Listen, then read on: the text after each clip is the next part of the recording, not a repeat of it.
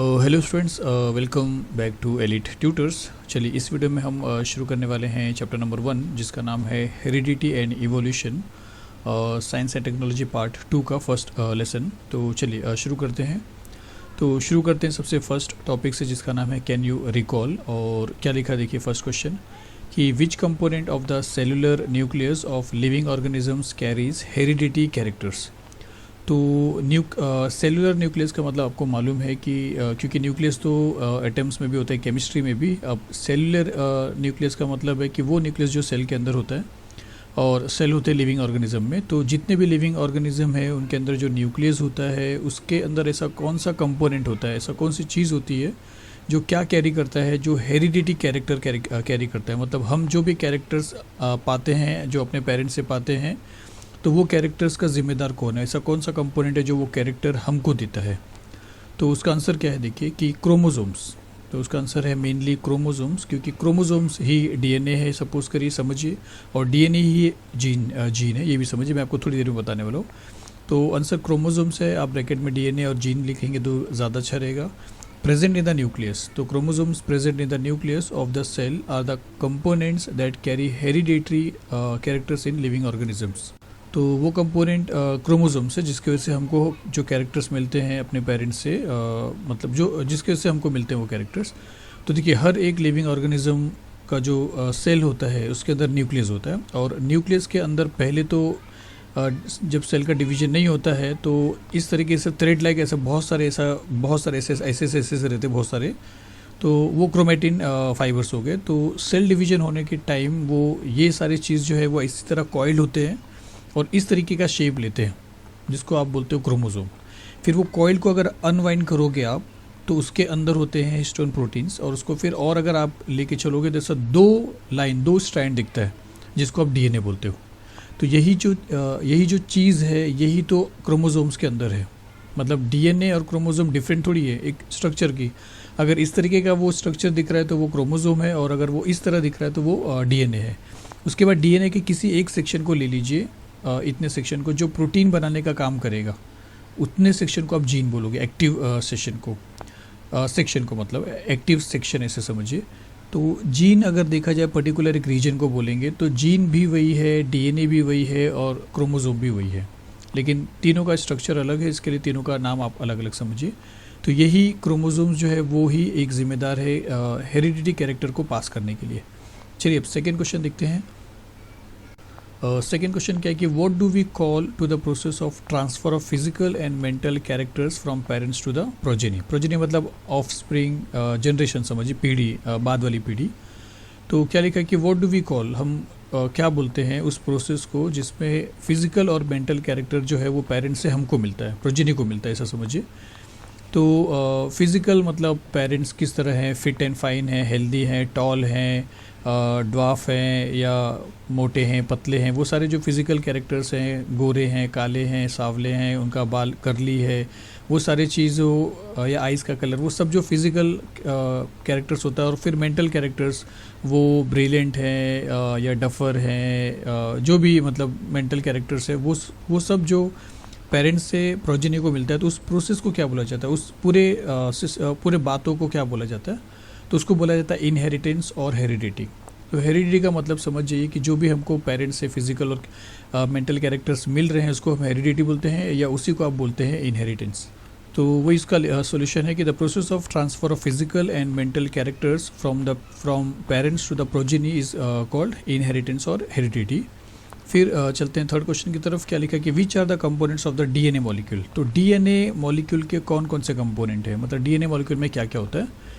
तो देखिए DNA molecule है, तो यहाँ पे एक बार पढ़ ले रहा हूँ, फिर मैं आपको ये थोड़ा सा समझाता हूँ कि या चलिए साथ में देखते हैं कि DNA molecule is made up of 2 helical strands consisting of deoxyribose sugar.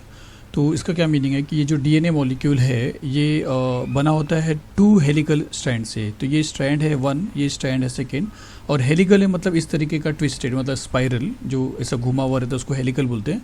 तो ऐसे 2 हेलिकल स्ट्रैंड से बना हुआ रहता है, और उसके अंदर होता क्या है देखिए, कंसिस्टिंग ऑफ डीऑक्सीराइबोस शुगर। तो ये जो डीऑक्सीराइबोस शुगर देख रहे हो वो इसको बोलते हैं 5 कार्बन शुगर बोलते हैं। इसके बारे में डिटेल हम आगे देखने वाले हैं। तो ये एक जो आप हर जगह पे देख रहे हो 5 पेंटोज करके, तो इसको बोला जाता है डीऑक्सीराइबोस शुगर। फिर दूसरा क्या बोला, फॉस्फोरिक एसिड। फिर उसके बाद उसके बाद में जो राउंड में आप देख रहे हो ये सब के सब फॉस्फोरिक एसिड है, मतलब फॉस्फेट ग्रुप जिसको बोलेंगे, और वो एसिड है, देखिए एसिड है, और जिसके से इसको एसिड भी बोला जाता है, आगे हम देखने वाले हैं। And pairs of nitrogenous bases, और फिर इनके बीच में जो जॉइंट हो रहा है, कनेक्शन हो रहा है, इन सबको नाइट्रोजनस बेसिस बोलते हैं। इनफैक्ट ये पूरा आप डिटेल में समझने वाले हो, इसके लिए आप थोड़ा सा सिर्फ देख लीजिए कि कंपोनेंट क्या है, बाद में हम नेक्स्ट वीडियो में इसको डिटेल में समझने वाले हैं, क्योंकि नेक्स्ट वीडियो में डीएनए के बारे में आप अच्छे से समझोगे। तो यहाँ पे फ़िलहाल आप समझिए कि ये जो 3 कंपोनेंट देख रहे हो आप, एक तो ये डीऑक्सीराइबोस शुगर, दूसरा ये फॉस्फेट ग्रुप या फॉस्फोरिक एसिड बोलिए, और ये जो नाइट्रोजनस बेस देख रहे हो, इन ये तीनों से डीएनए का मॉलिक्यूल बना हुआ रहता है। और ये 3 जब तक रहते हैं तब तक आप उसको बोलते हो न्यूक्लियोटाइड। जैसे अगर ये पेंटोस शुगर है, मतलब डीऑक्सीराइबोस शुगर है, फॉस्फोरिक एसिड या फॉस्फेट ग्रुप है, और नाइट्रोजनस बेस है, ये 3 रहेंगे तो न्यूक्लियोटाइड बोला जाता है। इसमें से अगर फॉस्फोरस गायब हो जाता है तो न्यूक्लियोसाइड भी बोलते हैं, पर वो आप इंपॉर्टेंट नहीं है, मैं सिर्फ आपको न्यूक्लियोटाइड को समझाने के लिए बता रहा था कि इन तीनों को मिलाएंगे तो न्यूक्लियोटाइड बोला जाता है। और यहाँ पे लिखा है कि this 3 together is called a nucleotide, इनको तीनों को मिला के न्यूक्लियोटाइड बोलते हैं। चलिए इसके बाद क्या है वो देखते हैं। तो चलिए अब हम पढ़ने वाले हैं हेरिडिटी एंड हेरिडिटरी चेंजेस। तो चलिए शुरू करते हैं। You know that heredity is the transfer of biological characters from one generation to another via genes. तो आपको मालूम है कि हेरिडिटी क्या है या इनहेरिटेंस क्या है। ट्रांसफ़र ऑफ बायोलॉजिकल कैरेक्टर्स, जो मेंटल और फिजिकल कैरेक्टर्स ट्रांसफ़र होते आते हैं आपके पेरेंट्स से आपके पास, from one generation to another, फिर हमारे बाद हमारे जनरेशन में, मतलब एक पीढ़ी के बाद दूसरी पीढ़ी, ऐसा जनरेशन टू जनरेशन जो बायोलॉजिकल कैरेक्टर्स, जो मेंटल फिजिकल कैरेक्टर्स पास होते आते हैं जीन्स के थ्रू, उसको बोलते हैं हेरिडिटी। ये हमको मालूम था और एक बार हमने रिवीजन कर लिया। फिर देखिए आगे क्या लिखे, यूहेन ग्रेगर मेंडल, जिनको आप देख रहे हो नाइन्थ में भी आपने देखा है, is pioneer of the modern genetics. तो आज जो जेनेटिक्स है, आज जो एक जेनेटिक्स का एक ब्रांच है, साइंस में एक बड़ा ब्रांच है जेनेटिक्स करके, तो आज जो मॉडर्न जेनेटिक्स है उसका अगर कोई पायोनियर है, उसका कोई फर्स्ट पर्सन है जिसने पहली बार उसके बारे में सोचा था, तो वो कौन था, यूहेन ग्रेगर मेंडल। तो ये थे वो इंसान जो पायोनियर हैं, जो फर्स्ट पर्सन है जिन्होंने जेनेटिक्स के बारे में किसी दौरान किसी टाइम में सोचा था, अराउंड द पीरियड ऑफ 1886। तो वो टाइम जो था वो था 1886 का। और उसके बाद क्या लिखा कि it took a long time for him to understand the conclusions of his research about heredity. तो उन्होंने जो पी प्लांट को लेकर रिसर्च किया था, आपने देखा था, तो उनको तो काफ़ी टाइम लगा था रिसर्च करने के बाद वो कंक्लूजन्स पे आने के लिए।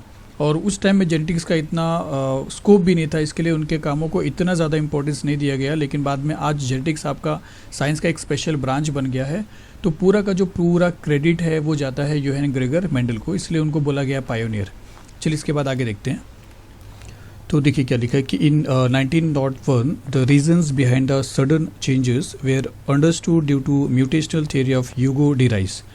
तो कभी कभी क्या होता था, सडन चेंजेस होता था, तो वो चीज़ समझ में आया कब, जब ह्यूगो डी राइस ने एक थियरी दिया जिसको बोलते हैं म्यूटेशनल थियरी। और देखिए म्यूटेशनल थियरी क्या है ये अभी फ़िलहाल आपको नहीं समझ में आएगा, आपका सेकेंड वीडियो जो आप देखोगे उसके अंदर, वो वीडियो के बाद आपको ये म्यूटेशन या म्यूटेशनल थियरी क्या होता है वो आपको समझ में आ जाएगा, अच्छे से समझ में आ जाएगा। इसके लिए यहीं तक आपको बता रहा हूँ कि म्यूटेशनल थियरी ह्यूगो डी राइस ने जो दिया था उसमें सडन चेंजेस के बारे में कुछ समझ में आया। आप सेकेंड वीडियो देख के फिर से आप रिटर्न आना इस वीडियो को देखना, तो आपको थोड़ा ये वीडियो ज़्यादा समझ में आने लगेगा, क्योंकि सेकेंड वीडियो जो है वो ज़्यादा इन्फॉर्मेटिव, उसमें ज़्यादा आपको इन्फॉर्मेशन मिलने वाला है। इस वीडियो में थोड़ा इंट्रोडक्शन है हर जगह पे, इसके लिए आपको सेकेंड वीडियो ज़्यादा ज़रूरी है। फर्स्ट वीडियो वॉच करिए, सेकेंड देखिए, फिर से फर्स्ट वीडियो पे आइए तो ज़्यादा अच्छा रहेगा।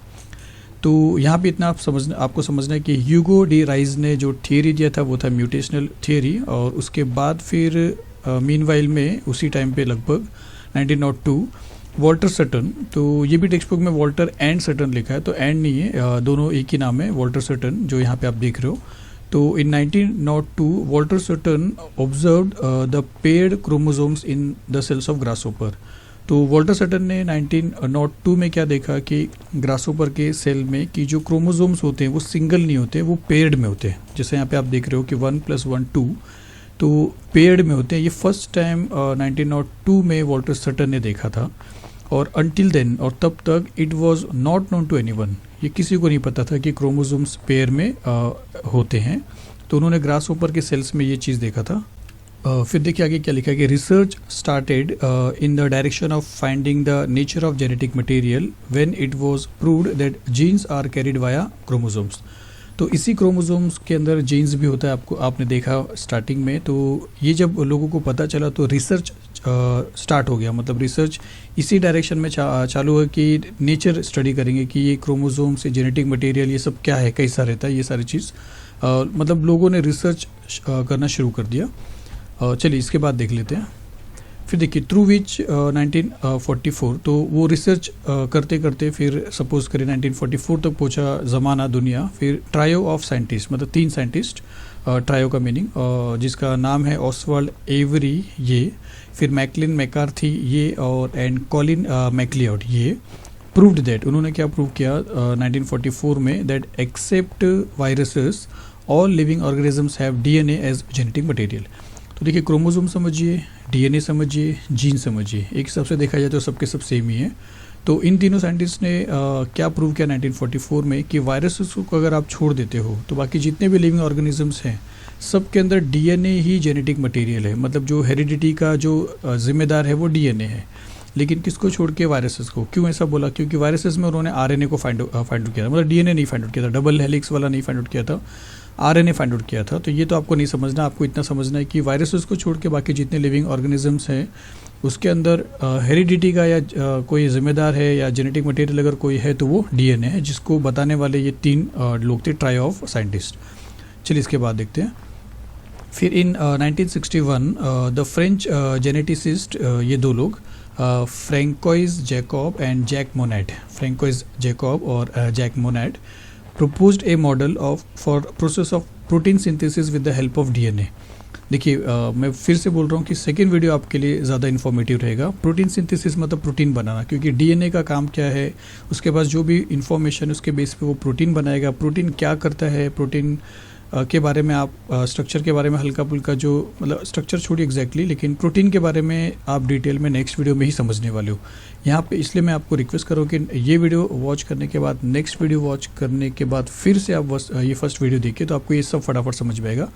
यहाँ पे प्रोटीन सिंथेसिस का मतलब है प्रोटीन का बनना। तो उन्होंने बताया process of protein synthesis with the help of DNA in bacterial cells. तो बैक्टीरिया के सेल्स में डीएनए के मदद से जो प्रोटीन बनता है उसका प्रोसेस उन्होंने दुनिया को बताया। It help to uncover the genetic codes, और फिर वो जो कोडिंग होता था, डीएनए जो कोडिंग करता था, वो कोडिंग जो है वो अनकवर हो गया, मतलब उसके ऊपर जो कवर था जो लोगों को नहीं पता था वो खुल गया, जेनेटिक कोड के बारे में जो छुपा हुआ था इन द डीएनए। और फिर जब लोगों को कोडिंग का कुछ राज समझ में आया कि कोडिंग होके कुछ प्रोटीन्स बनते हैं, तो thereby the technique of recombinant DNA technology emerge which has vast scope in the field of genetic engineering. तो फिर देखिए जब लोगों को पता चला कि डीएनए के अंदर कुछ कोडिंग होता है, डीएनए कुछ कोडिंग करता है, कुछ इन्फॉर्मेशन भेजता है, फिर प्रोटीन बनते हैं। फिर वो कोडिंग को जब दुनिया ने समझा तो उन्होंने क्या किया, फिर इतना जल्दी सब कुछ नहीं हुआ स्टूडेंट्स। काफ़ी रिसर्च के बाद जब बहुत सारा ज़्यादा नॉलेज आ गया तो फिर रिकॉम्बिनेंट डीएनए टेक्नोलॉजी शुरू हुआ, जो यहाँ पे अगर आप देखोगे तो उसका मीनिंग है कि joining together of DNA molecules from 2 different species, मतलब 2 अलग अलग स्पीशीज़ के डीएनए को ज्वाइन करना और उसको इंसर्ट करना इनटू होस्ट ऑर्गेनिज्म, किसी एक होस्ट टारगेट ऑर्गेनिज्म के अंदर उसको ट्रांसफ़र करना, इंसर्ट करना to produce new genetic combination. जिससे क्या होगा, जो नया ऑर्गेनिज्म बनेगा वो उसके अंदर जेनेटिक कॉम्बिनेशन क्या रहेगा, एकदम बिल्कुल अलग रहेगा। इसका एग्जाम्पल थोड़ी देर के बाद आप देखोगे। तो रिकॉम्बिनेंट डीएनए टेक्नोलॉजी तब जाके शुरू हुआ जब लोगों को डीएनए के कोडिंग के बारे में समझ में आने लगा। ये सभी कंसेप्ट जो है आपको सेकेंड वीडियो के बाद ही समझ में आएंगे। आपको फर्स्ट वीडियो देखना है, सेकेंड देखना है, फिर से रिवर्स फर्स्ट वीडियो एक बार और देखना है, तो आपको जल्दी से समझ में आ जाएगा। चलिए इसका लास्ट पार्ट देख लेते हैं। तो देखिए क्या लिखा है कि द साइंस ऑफ हेरिडिटी की जो साइंस है इज़ यूज़फुल, कहाँ पे काम आएगी, फॉर डायग्नोसिस के लिए काम आएगी। आप जो डिसऑर्डर्स हैं, जो प्रॉब्लम्स है वो आप डायग्नोस कर सकते हो, उसको पहचान सकते हो, ट्रीटमेंट कर सकते हो, उसको ट्रीट कर सकते हो, उस बीमारी को आप इलाज उसका कर सकते हो, एंड प्रिवेंशन, आप उससे बच भी सकते हो ऑफ हेरिडिटी डिसऑर्डर्स। ये कौन से डिसऑर्डर्स की बात करें, जो हेरिडिटी है, जो आपको पेरेंट्स से आपके पास आती है, ऐसे डिसऑर्डर्स को हम डायग्नोस भी कर सकते हैं, सब पहले ही समझ सकते हैं, उसका ट्रीटमेंट भी कर सकते हैं और उससे बच भी सकते हैं। फिर देखिए production of hybrid varieties of animals and plants and in industrial process in which microbes are used. जैसे देखिए ये एक डिसऑर्डर्स आप देख रहे हो, सिकल सेल एनीमिया बोलते हैं, जिसमें नॉर्मली अपने बॉडी में जो ब्लड सेल्स होते हैं वो ऐसे राउंड होते हैं, लेकिन जब अगर प्रॉब्लम आ गया, सिकल सेल हो गया, तो इस तरह वो श्रिंक हो जाता है देखिए। और इन दोनों में बहुत फ़र्क पड़ जाता है। इन ऐसे सेल, बॉडी में ऐसे सेल का होना और उसके बाद बॉडी में ऐसे सेल का होना, दोनों से बॉडी पे बहुत ज़्यादा इफेक्ट पड़ता है। फिर ये एक आप डिसऑर्डर देखिए जिसको आप बर्थ लेने से पहले भी आप पता लगा सकते हो सिकल सेल एनीमिया चाइल्ड को होने वाला है या नहीं है, उसके बेस पे आप ट्रीटमेंट कर सकते हो। दूसरा अगर आप यहाँ पे देख रहे हो तो यहाँ पे लिखा है कि हाइब्रिड वेराइटीज़ ऑफ एनिमल्स, तो ये हाइब्रिड वेराइटीज़ हैं, दो कॉम्बिनेशन है। आप देख रहे हो तो यहाँ पे जेब्रा के जैसा लग रहा है और ये है डोंकी, जिसको जोंकी करके नाम दिया गया है। थोड़ा सा कैरेक्टर जेब्रा का है और थोड़ा सा कैरेक्टर यहाँ पे या ज़्यादा कैरेक्टर आपको दिख रहा है यहाँ पे डोंकी का और थोड़ा कैरेक्टर जेब्रा का है, तो जोंकी को इसको बोला जाता है। उसके बाद वही हाइब्रिड जो वेराइटीज़ है वो आपको प्लांट्स में भी देखने को मिलेगा यहाँ पे। जैसे ये जो भी प्लांट्स है, इसका जो आप फ्रूट देख रहे हो जो आपके एकदम कमर के हाइट पे होगा, ये दरअसल इसकी हाइट बहुत होती थी और इसके जो फ्रूट्स थे वो भी बहुत ऊपर जाते थे, लेकिन कॉम्बिनेशन के वजह से इसको इस तरह प्लांट को नया डेवलप किया गया कि आपको जो फ्रूट्स है वो यहीं पे तुरंत मिल जाएंगे। तो ये सारे फ़ायदे होते हैं हेरिडिटी के। तो ये सारी चीज़ और भी इंडस्ट्रीज़ में भी यूज़ होते थे कि in industrial processes in which microbes are use, जहाँ पे माइक्रोब्स का यूज़ करके वो लोग डिफरेंट चीज़ बना लेते हैं। तो चलिए नेक्स्ट वीडियो अगर आप देखोगे उसके बाद फिर से फर्स्ट वीडियो पे आओगे तो आपको ये पीछे के जो भी स्टेटमेंट है एक बार आप रीड करोगे तो आपको उसमें समझ में आ जाएगा। तो चलिए मिलते हैं नेक्स्ट वीडियो में। Thank you very much.